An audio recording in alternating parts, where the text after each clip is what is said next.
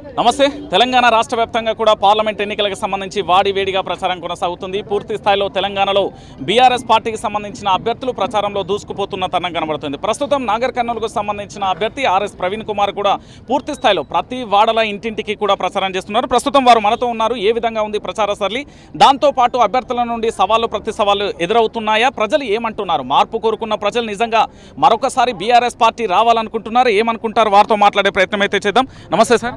నమస్తే అండి. ఎలా ఉంది ప్రచారం? చాలా అద్భుతంగా ఉంది, అపూర్వంగా ఉంది. ప్రజల నుంచి గొప్ప ప్రేమ అభిమానాలు లభిస్తున్నాయి. నేను నిజంగా చాలా అదృష్టవంతులు. ప్రజలు ఏ విధంగా రియాక్ట్ అవుతున్నారు? ఎందుకంటే మొన్నటి వరకు మార్పు పేరుతో కాంగ్రెస్ పార్టీని తీసుకొచ్చిళ్ళు, ఇప్పుడు నిజంగా మీరు ప్రచారానికి వెళ్తున్న తరుణంలో ప్రజల నుంచి వస్తున్న సమస్యలు ఏంటి? ప్రజలు మొట్టమొదట మోసపోయినామన్న ఫీలింగ్లో ఉన్నారు. కేసీఆర్ గారిని ఓడగొట్టినామన్న గిల్టీ ఫీలింగ్లో ఉన్నారు. అనవసరంగా వారిని ఓడగొట్టినాం, నిజంగా వారే ఉంటే నిజంగా మాకు ఈ కష్టాలు కన్నీళ్ళు వచ్చేవి కాదు. మరి కాంగ్రెస్ వచ్చింది, అలా కరువు తెచ్చింది. కాంగ్రెస్ వచ్చింది, మరి కరెంటు కోతలు తెచ్చింది. కాంగ్రెస్ వచ్చింది, నిజంగా కష్టాలు తెచ్చింది, రైతులకు కన్నీళ్లు తెచ్చిందని చాలా అంటే చాలా బాధపడుతున్నారు ప్రజలు. ఎప్పుడెప్పుడు ఈ కాంగ్రెస్ పార్టీ ప్రభుత్వాన్ని గద్దె దించి వాళ్ళని పాతరబెట్టి మళ్ళీ కేసీఆర్ను తీసుకురావాలని చూస్తున్నారు ప్రజలు. సో ప్రజలు చాలా కోపం మీద ఉన్నారు. అంటే ప్రజలకు సంబంధించి పూర్తి స్థాయిలో కాంగ్రెస్ ప్రభుత్వం మీద కోపంగా ఉన్నప్పటికీ కూడా ఓటు బ్యాంకును మీ వైపు ఏ విధంగా మలుచుకోబోతున్నారు? ప్రజలు మేము మలుచుకోవాల్సిన అవసరం లేదండి, ప్రజలే మళ్ళినరు. మేము మలుచుకోవాల్సిన అవసరం లేదు. మలుచుకునే వాళ్ళు ఎవరంటే ప్రజలు అయిష్టంగా ఉన్నప్పుడు దగ్గరికి పోయి వాళ్ళ చేతులు పట్టుకొని కాళ్ళు పట్టుకొని తీసుకొచ్చే పరిస్థితి అందరు చేస్తారు. కానీ ఇలా ప్రజలే స్వచ్ఛందంగా, వీళ్ళందరూ కూడా స్వచ్ఛందంగా వచ్చిన ప్రజలు స్వచ్ఛందంగా వచ్చి మేము ఈసారి మళ్ళీ కేసీఆర్ని తెచ్చుకుంటాము అని అంటున్నారు.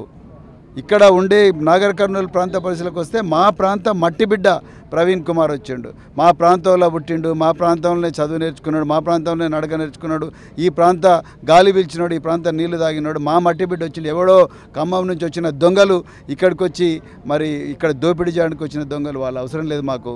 ఆ ఢిల్లీకి డబ్బుల మూటలు మోసే దొంగలు అవసరం లేదు. మా ప్రాంతంలో పుట్టి మా మధ్యలో బతకబోయే మట్టి బిడ్డ కావాలంటున్నాను. అందుకని ప్రజలకు క్లియారిటీ చాలా స్పష్టత ఉన్నది. ఎట్టి పరిస్థితుల్లో కూడా వాళ్ళు ఈసారి కాంగ్రెస్ పార్టీకి ఓటేయరు, బీజేపీకి అసలే వేయరు. బీజేపీ అనేది మొత్తం కూడా ఈ రాష్ట్రాన్ని కొల్లగొట్టడానికి వస్తున్న పార్టీ, మత కల్లోలాలు సృష్టించడానికి వస్తున్న పార్టీ, ప్రజలను దోచుకోవడానికి వస్తున్న పార్టీ, రైతుల మీద ఉక్కు పాదం మోపిన పార్టీ బీజేపీ, రైతులను ఘోరంగా వందల రైతులను చంపిన పార్టీ బీజేపీ. చచ్చిన మరి ఈ తెలంగాణ ప్రాంత ప్రజలు, మరి ముఖ్యంగా నాగర్ కర్నూలు బీజేపీకి వేయరు, కాంగ్రెస్కి అయితే అసలే వేయరు.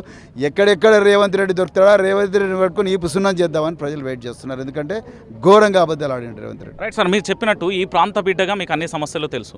దాదాపుగా మీరు గతంలో కూడా ఎమ్మెల్యే అభ్యర్థిగా పోటీ చేయడం, ఇప్పుడు ఇక్కడ 7 అసెంబ్లీ నియోజకవర్గాలలో మీకు ఆల్మోస్ట్ ఎక్కువ శాతం కూడా అధికార పార్టీకి సంబంధించిన ఎమ్మెల్యేలే ఉన్నారు. ఆ ఓటు బ్యాంకుతో పాటు ఈ నాగర్ కర్నూలుకు సంబంధించి ప్రత్యేకంగా మేనిఫెస్టో ఏమన్నా పెట్టారా? ఇక్కడ ప్రజలకు ఎలాంటి ప్రణాళికతో ముందుకెళ్తున్నారు? చాలా మంచి ప్రశ్న. ఇప్పటికిప్పుడు మీరు ఎలక్షన్లు పెడితే ఓడిపోయిన మా ఎమ్మెల్యే అభ్యర్థులు వాళ్ళు కనీసం అంటే 30 నుంచి 40 వేల మెజారిటీతో గెలిచే పరిస్థితి ఉన్నది. అంత బాధలో ఉన్నారు, కోపం మీద ఉన్నారు ప్రజలు. ఇక మీరు ఈ ప్రాంతంలో మరి ఎజెండా గురించి అడిగారు. ఈ ప్రాంతం కూడా మొత్తం కూడా వ్యవసాయ ఆధారిత ప్రాంతం, 2 జీవనదులు ఉన్న ప్రాంతం, ఒకవైపు కృష్ణ, మరోవైపు తుంగభద్ర, అదేవిధంగా నల్లమల అడవులు ఉన్న ప్రాంతం, అదేవిధంగా హైదరాబాద్ నగరానికి దగ్గరగా ఉన్న ప్రాంతం, 3 రాష్ట్రాల మధ్యలో ఉన్నది నాగర్ కర్నూలు కూడలి. ఒకవైపు తెలంగాణ, మరోవైపు కర్ణాటక, మూడో వైపు ఆంధ్రప్రదేశ్. సో అంతర్రాష్ట్ర అంటే మిగతా 3 రాష్ట్రాలకు మధ్యలో ఉన్న ప్రాంతం చాలా అంటే చాలా గొప్పగా అభివృద్ధి చేయవచ్చు. రైతుల గురించి అభివృద్ధి చేయవచ్చు, వాళ్ళ నకిలీ విత్తనాల సమస్య ఉంది, వాటి గురించి చేయవచ్చు. తర్వాత వ్యవసాయ ఆధారిత పరిశ్రమలు పెట్టవచ్చు, సీడ్ టెస్టింగ్ ల్యాబొరేటరీస్ పెట్టవచ్చు. అదేవిధంగా నిరుద్యోగుల కోసం పెద్ద ఎత్తున కోచింగ్ సెంటర్లు పెట్టవచ్చు. తర్వాత వాళ్ళకు రకరకాల పరిశ్రమలు పెట్టవచ్చు, విద్య మీద విపరీతంగా ఇన్వెస్ట్ చేయవచ్చు, ఇంక్యుబేషన్ సెంటర్స్ పెట్టవచ్చు ఈ ప్రాంతానికి. తర్వాత అదేవిధంగా మీరు జాతీయ రహదారులు నిర్మించవచ్చు ఇక్కడ నేను ఇంతకుముందే చెప్పిన 3 రాష్ట్రాల మధ్యలో ఉన్నది ఈ ప్రాంతం, జాతీయ రహదారులు. ఈ ప్రాంత ప్రజల చిరకాల కోరిక, ఒక కళ ఏంటంటే మాకు ఒక రైల్వే లైన్ కావాలి. ఈ ప్రాంతంలో చాలా నియోజకవర్గాలకు రైలు ఎక్కే అదృష్టం లేదు. సో ఒక రైల్వే లైన్ కావాలంటున్నారు. వనపర్తి నుంచి డోర్నకల్ రైల్వే లైన్ కూడా నిర్మించవచ్చు ఈ ప్రాంతం కోసం. అదేవిధంగా ఈ ప్రాంతంలో సైనిక్ స్కూల్స్ తీసుకురావచ్చు, కేంద్రీయ విద్యాలయాలు తీసుకురావచ్చు, నవోదయ స్కూల్స్ తీసుకురావచ్చు, మరి కోడింగ్ అకాడమీ తీసుకురావచ్చు, ఆర్టిఫిషియల్ ఇంటెలిజెన్స్కు కేంద్రంగా ఈ ప్రాంతాన్ని మార్చవచ్చు. ఎన్నో గొప్ప గొప్ప పనులు ఈ ప్రాంతంలో మనం చేయవచ్చు. అదేవిధంగా నల్లమల అడవుల్లో వెదురు విపరీతంగా దొరుకుతుంది. ఆ వెదురు ఆధారిత పరిశ్రమలు ఈ ప్రాంతానికి తీసుకురావచ్చు. అదేవిధంగా మన కొల్లాపూర్ ప్రాంతానికి వస్తే మ్యాంగోకు ప్రసిద్ధి కొల్లాపూర్, మ్యాంగో ప్రాసెసింగ్ సెంటర్స్ పెట్టవచ్చు. మ్యాంగో మార్కెట్ ఇచ్చిన దాన్ని ఇంప్లిమెంట్ కూడా అంటే కాంగ్రెస్ పూర్తిగా ప్రతీకారణ పాలన, దానికి నేను తర్వాత వస్తాను. సో అదేవిధంగా ఈ కల్వకుర్తి ఈ ప్రాంతం హైదరాబాద్ కొంత దగ్గరగా ఉండడం, ఇటువైపు కర్నూలు దగ్గరగా ఉండడం వల్ల చాలామంది కూడా అటువైపే లేకపోతే హైదరాబాద్ వలసపోతున్న ఆ వలసలు ఆపి దీన్ని ఒక సెటిలైట్ సెంటర్గా మార్చవచ్చు. ఆ వలసలు ఆపి ఇక్కడి ప్రాంత ప్రజలు వాళ్ళందరూ కూడా ఇక్కడే పూర్తిగా మీకు మేనిఫెస్టోలో బరాబర్ పెట్టినామండి. రైట్ సార్, ఫైనల్గా నేను ఏమంటున్నానంటే దాదాపుగా 7 అసెంబ్లీ నియోజకవర్గాలు పూర్తిగా వైఆర్టీవీ టీం నుంచి తిరిగినాం. మీకు అతిపెద్ద సవాల్గా మారింది ఏంటంటే బీఎస్పీగా ఇన్నాళ్ళు పార్టీతో ఉన్నారు, ఏనుగు గుర్తు కారు గుర్తు, ప్రజలు కన్ఫ్యూజన్లో ఉండిపోయిన పరిస్థితి కన్నా దీన్ని ఏ విధంగా అధిగమించే అవకాశం? ఎందుకంటే దాదాపు ఎక్కడికి వెళ్ళినా ఆ ఏనుగు గుర్తా కారు గుర్తా ఏ గుర్తు అనేది కూడా కాస్త కన్ఫ్యూజన్లో పడ్డ పరిస్థితి కూడా. దీని గురించి ఏ విధంగా ప్రచారం చేస్తున్నారు? బరాబర్ కారు గుర్తేనండి. నేను ఏనుగు గుర్తున్న బహుజన్ సమాజ్ పార్టీ నుంచి ఎందుకోసం బయటికి వచ్చానో చాలా స్పష్టంగా నేను తెలంగాణ ప్రజలందరికీ వివరించిన, నాగర్ కర్నూలు ప్రజలకు మరి ముఖ్యంగా వివరించిన. ప్రజలందరూ కూడా ప్రవీణ్ కుమార్ వైపు ఉన్నారు, ఈ కారు గుర్తు వైపు ఉన్నారండి. కేసీఆర్ గారి ఆశీర్వాదంతోనే, మాయావతి గారి ఆశీర్వాదంతోనే ఆ రోజు పొత్తులకు చర్చలు జరిపినాం. ఆ పొత్తులు మరి బీజేపీ కుట్ర చేసి ఆ పొత్తులు కాకుండా చేసింది. దానివల్ల నేను కేసీఆర్ గారికి మాట ఇచ్చిన, తెలంగాణ ప్రజలకు మాట ఇచ్చిన, నేను తెలంగాణ ఉద్యమ పార్టీ అయినా భారత రాష్ట్ర సమితితోనే ముందరికి నడుస్తా. ఎందుకంటే తెలంగాణ ప్రయోజనాలు ముఖ్యం, అదేవిధంగా బహుజన ప్రయోజనాలు కూడా ముఖ్యం. ఈ 2 ప్రయోజనాలు కృష్ణా తుంగభద్ర ఏ విధంగా అయితే సంగమేశ్వరం దగ్గర కలుస్తాయో అదేవిధంగా బహుజనవాదం తెలంగాణవాదం కలవాలి. తప్పకుండా ప్రవీణ్ కుమార్ పార్లమెంటులో ఈ తెలంగాణ బహుజనుల గొంతుకు కావాలంటే, ఈ నాగర్ కర్నూలు ప్రాంత ప్రజల గొంతుకు కావాలంటే తప్పకుండా ప్రజలందరూ కూడా కారు గుర్తుకే ఓటేయాలి. నాగర్ కర్నూలు అభ్యర్థిగా 3 బరిలో నిలిచారు 3 పార్టీల నుంచి. ప్రత్యర్థులకు సంబంధించి ప్రవీణ్ కుమార్ విసిరే సవాలేంటి, వారి నుంచి మీరు నేర్చుకున్నదేంటి ఈ ఎన్నికల ద్వారా? వాళ్ళ నుంచి నేర్చుకోకూడనిది ఏంటంటే జనాలను మోసం చేయడం. జనాలను వాళ్ళు మోసం చేసినంతగా ఎవరు మోసం చేయలేదు. ఈ ప్రాంత ప్రజలు స్వచ్ఛందంగా ఓటేసిండ్రండి. వీళ్ళు వాళ్ళ నుంచి ఒక పైసా తీసుకోకుండా మల్లు రవికి ఓటేసిండ్రు, రాములకు ఓటేసిండ్రు. వాళ్ళు ఏం చేసిండ్రండి? మల్లు రవి 25 సంవత్సరాలు ఈ ప్రాంతానికి రాలేదు. ఇలా ఏ ముఖం పెట్టుకొని వస్తాడు? అది కూడా ఆయన ఖమ్మం జిల్లాలో పోటీ చేయమను. ఇక్కడ ఎందుకు పోటీ చేస్తున్నాడు ఆయన? ఇక్కడ ఈ ప్రాంత ప్రజలు అంటే అంత అలసా, అంత చులకన భావం, అంటే వీళ్ళు ఎట్లన్నా గంగిరెద్దులాగా ఏం చేస్తే అది ఏం చెప్తే అది చేస్తారనుకుంటున్నాడు ఆయన. అసలు వాళ్ళు ఇక్కడికి రావడం అనేది పూర్తిగా ఏమాత్రం ఆమోదయోగ్యం కాదు. ఈ ప్రాంత ప్రజలు వాళ్ళు తిరస్కరిస్తున్నారు. అప్పుడే మల్లు వెనక్కి మల్లు అన్నారు. ఓకే, ప్రజల నినాదం ప్రజల నుంచే తీసుకున్నాను నేను. ప్రజల చరిత్ర నిర్మాతలండి. నేను ప్రజల గొంతుగా ఇక్కడికి వచ్చిన. ఇక పోతుగంటి రాములు ఏం చేసిండు? ఒకసారి ప్రజల ఎంపీగా గెలిపిస్తే 222 రోజులు పార్లమెంట్ అటెండ్ అయితే ఆయన 6 నిమిషాలు మాట్లాడిండు. 222 రోజులు పార్లమెంట్ మాకు పంపిస్తే 6 నిమిషాలు మాట్లాడితే ఈ ప్రజలందరూ వాళ్ళ బాధలు చూడండి. మహిళలు మాకు పింఛన్ రాలేదంటున్నారు, రైతులు మాకు మ్యాంగో బోర్డు ఏమైందని అంటున్నారు, తర్వాత మ్యాంగో ప్రాసెసింగ్ ప్లాంట్ ఏమైందని అడుగుతున్నారు. అదేవిధంగా మా పరిశ్రమలు ఏమైనా, వ్యవసాయం ఉంది కానీ పరిశ్రమలు ఎక్కడ ఉన్నాయి, విద్యాలయాలు ఉన్నాయి కానీ ఉపాధి ఎక్కడున్నదని అడుగుతున్నారు. మరి ఎక్కడ ఏం చేసిండు మళ్ళీ పోతుగంటి రాములు ఎందుకు మాట్లాడలేదు పార్లమెంట్లో? ఎందుకు ఐఏఎస్ ఆఫీసర్ దగ్గర పోలేదు, సెక్రటరీ దగ్గరికి పోలేదు? సో వీళ్ళకి ఏమాత్రం స్పష్టత, నేను ఏమైనా వీళ్ళ నుంచి నేర్చుకోకూడనిది ఏమైనా ఉందా అంటే మాత్రం ప్రజలను మోసం చేయడం మాత్రం. రైట్. నాగర్ కర్నూలు ప్రజల నుంచి ఆర్ఎస్ ప్రవీణ్ కుమార్ గారు కోరుకున్నది ఏంటి, వాళ్ళకు మీరు ఏమి ఇవ్వదలుచుకున్నారు ఫైనల్గా దీని కన్క్లూజన్? నాగర్ కర్నూలు ప్రజలకు చేతులు జోడించి పాదాభివందనం చేస్తూ నేను ఒక్కటే చెప్తున్నా, నేను మీ సేవకుడిగా ఉంటా. మీ సేవకుడిగా ఉండడం కోసమే నేను రాజకీయాల్లోకి నా 7 సంవత్సరాల విలువైన ఉద్యోగాన్ని వదిలిపెట్టుకొని మీ సేవలో శేష జీవితం గడపాలని వచ్చిన. నాకు ఏ ఆపేక్ష లేదు, ఏ ఆకాంక్షలు కూడా లేవు. మీకు సేవ చేయడం తప్ప ఇంకొకటి లేదు. పేద ప్రజల గొంతుకగా ఉంటా, ఈ ప్రాంత ప్రజల గొంతుకగా ఉంటా. తప్పనిసరిగా మీరు నన్ను ఒక్కసారి కారు గుర్తుకు ఓటేసి నన్ను పార్లమెంటుకు పంపిస్తే నిరంతరం మీ మధ్యలో నుండి మీకోసమే పోరాడతా. మీకోసం ఎంతటి త్యాగానికైనా కూడా సిద్ధమవుతా. తప్పకుండా మీ జీవితాలు బాగు చేస్తా. మీ కాళ్ళ మీద మీరు నిలబడే విధంగా రైతులు కానీ, ఆటో డ్రైవర్లు కానీ, మహిళలు కానీ, రైతు కూలీలు కానీ, రోడ్ల మీద పళ్ళమ్ముకునే వ్యక్తులు కానీ, నిరుద్యోగులు కానీ, చిరుద్యోగులు కానీ, చిరు వ్యాపారస్తులు కానీ, ఇంకా ఉద్యోగులు కానీ, ఎవరైనా రైతు కూలీలు అందరికీ కూడా మేము తప్పకుండా వాళ్ళ గొంతుగా ఉంటారు. రేపు రాబోయే రోజుల్లో నేను పార్లమెంటులో అడుగు పెడితే వాళ్ళందరూ అడుగు పెట్టినట్టు. Right. Wish you all the best sir, good luck.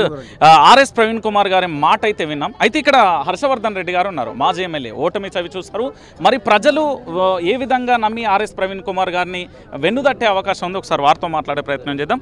ఏ విధంగా, ఎందుకంటే మీరు ఓటమి చవి చూస్తారు, మరి ఇక్కడ గెలిపించాల్సిన బాధ్యత ఉంది, ఒక ఐపీఎస్ ఆఫీసరు, మీరు ప్రజల్లోకి ఏ విధంగా తీసుకెళ్తున్నారు? ప్రజలు వారిచ్చిన హామీలను నమ్మి వారు ఓటు వేయడం జరిగింది.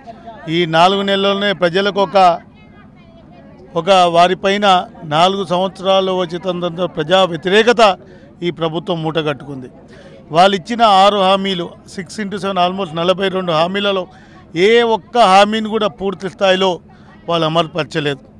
ఏదైతే అబద్ధాలతో గద్దెనెక్కి రాజ్యాన్ని వెళ్తున్నారో ఈ ప్రాంతంలో పక్కల నీళ్లున్నా కూడా ఈరోజు తాగునీటికి ఈ ప్రాంతం కటకటలాడుతూ ఉంది. ఈరోజు స్థానికుడైనటువంటి ప్రవీణ్ కుమార్ గారిని గుండెలో పెట్టుకోవాలి, ఆదరించాలనేటువంటి ఉద్దేశంతో ఇక్కడ యావత్తు ప్రజానీకం ఉన్నారు. ఈరోజు మేము ఓటమి చెవి చూసినా, వాళ్ళ అబద్ధ హామీలతో మేము ఓటమి చెవి చూసినాం. ఇక్కడ ప్రాతినిధ్యం వహిస్తున్నటువంటి వ్యక్తి నిన్న నేను ఎక్కడో టీవీలో చూసినాను, ఈ బీఆర్ఎస్ పార్టీ గురించి విమర్శలు చేస్తూ ఉన్నాడు, అవినీతి ప్రభుత్వం అని.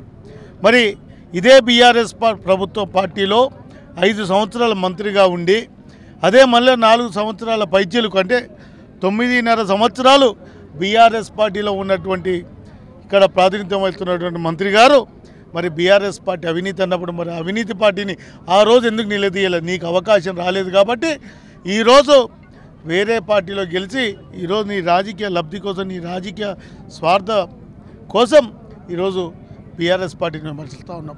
నీకు చిత్తశుద్ధి ఉంటే మేము తీసుకొచ్చిన మామిడి మార్కెట్ను పూర్తి చేయించు, ఇక్కడ నుంచి మల్లేశ్వరానికి తీసుకొచ్చినటువంటి లిఫ్ట్కి సంబంధించినటువంటి దాన్ని పూర్తి చేయించు. మేము ఏవైతే కొల్లాపూర్లో హార్టికల్చర్ పాలిటెక్నిక్ కాలేజ్ తీసుకొచ్చినామో, పాలిటెక్నిక్ కాలేజ్ చేపెట్టామో వాటిని వెంటనే ప్రారంభమై ఇక్కడ ఉన్నటువంటి కాలేజీని కూడా షిఫ్ట్ చేయడం జరిగింది. కాబట్టి మీకు ప్రాంత అభివృద్ధిపై మీకు ఎలాంటి మంచి ఉద్దేశం కానీ ప్రాంతం అభివృద్ధి చెందాలనే కోరిక లేదు. మీకు ఎంతసేపు ఉన్న అధికారం అనుభవించాలి, అధికారులను అడ్డు పెట్టుకొని ప్రజలను భయభ్రాంతులు గురి చేసి ఓట్లు వేయించుకోవాలని చూస్తూ ఉన్నారు. ప్రజలు ఇంతకన్నా ప్రపంచంలో ఇంతకన్నా పెద్ద పెద్ద డిక్టేటర్లను ప్రజలు తిప్పికొట్టినారు. అందులో ఈరోజు ఎవరు భయపడడానికి ప్రజలు సిద్ధంగా లేరు. ఖచ్చితంగా ప్రజాస్వామ్యంలో ఓటు హక్కు ప్రజలకు అంబేద్కర్ గారు ఇచ్చినటువంటి గొప్ప హక్కు. ఆ హక్కును ఉపయోగించుకొని ప్రవీణ్ కుమార్ గారి కారు గుర్తుపై కేసీఆర్ గారి నాయకత్వంలోనే మళ్ళీ తెలంగాణలో అభివృద్ధి చెందుతుందని ప్రజలు భావిస్తూ ఉన్నారు. గతంగా మా నియోజకవర్గంలో ఈరోజు నేను శాసనసభ్యునిగా గెలిచిన తర్వాత నేషనల్ హైవే తీసుకొచ్చినాం, బ్రిడ్జు తీసుకొచ్చినాం. వాటిని కూడా పూర్తి చేయించాలనే ఉద్దేశం వారికి లేదు. వారికి మేము తీసుకెళ్తే గత ప్రభుత్వం పోయిన ముఖ్యమంత్రి గారు ఏవైతే ఈ ప్రాంతానికి సంబంధించిన సమస్యలపై మంజూరు చేసినారో, నీకు చిత్తశుద్ధి ఉంటే వెంటనే పూర్తి చేయించు. నమాజ్ కట్ట మేము గత 20 సంవత్సరాల ప్రజల కోరిక ఉంటే దాన్ని వైండింగ్ చేస్తూ మరి ఎన్నికలు కాగానే అయిపోయింది పని, పూర్తి చేయించు దాన్ని మినిట్. నేనేమంటున్నా అంటే ఫైనల్గా మీరు ఎంత మెజార్టీ ఇస్తారు మీ నియోజకవర్గం నుంచి? కేవలం మా నియోజకవర్గంలో మంచి మెజార్టీ ప్రవీణ్ కుమార్ గారికి వస్తుంది. 10,000 పైచలకు మెజార్టీ ఖచ్చితంగా వస్తుందని చెప్పి నమ్మకం, మాకు విశ్వాసం. ఎక్కడ పోయినా ఈరోజు ఇదే ప్రాంతంలో వేరే పార్టీ అభ్యర్థులు ప్రచారం చేస్తే చాలా అంటే సార్కున్న స్పందన కూడా కనపడలేదు. అది ప్రజలు మీరు అడిగితే చెప్తారు. కాబట్టి ఖచ్చితంగా ప్రవీణ్ కుమార్ గారికి భారీ స్పందన. ఎందుకంటే ఒక మంచి నిబద్ధత కలిగిన నాయకుడు. వారి యొక్క ఈ ప్రాంత బిడ్డను గుండెలో పెట్టుకోవాల్సిన బాధ్యత మా ప్రాంతవాసిగా మా అందరి యొక్క లక్ష్యం. కాబట్టి మేమందరం వారి విజయానికి భారీగా కృషి చేస్తాం. కేసీఆర్ గారు, కేటీఆర్ గారి నాయకత్వంలో ఖచ్చితంగా వారు పార్లమెంటుకు పోతారు.